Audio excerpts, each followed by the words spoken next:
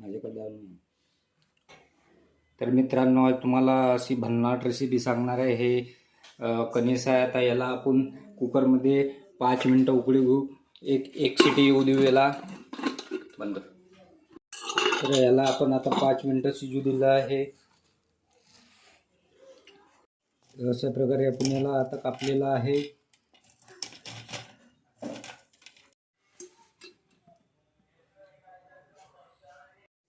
लसूण घेतलेलं आहे चकून बारीक करून आता ते याच्यामध्ये फ्राय करून टाकू.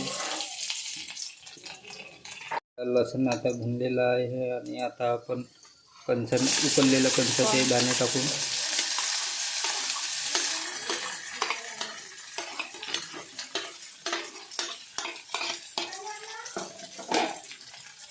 पुन्हा तिखट टाकू.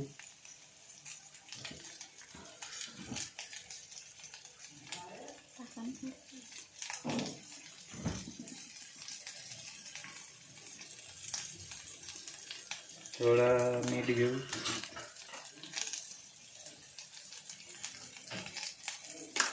कोथिंबीर टाकू. थोडा निंबू टाकू.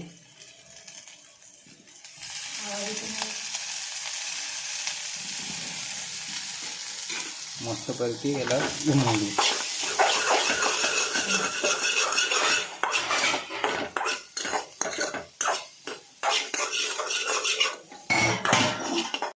अशा प्रकारे आपला सुक्कान पूर्ण फ्राय केलेला कणसाचा पूर्ण झालेला आहे.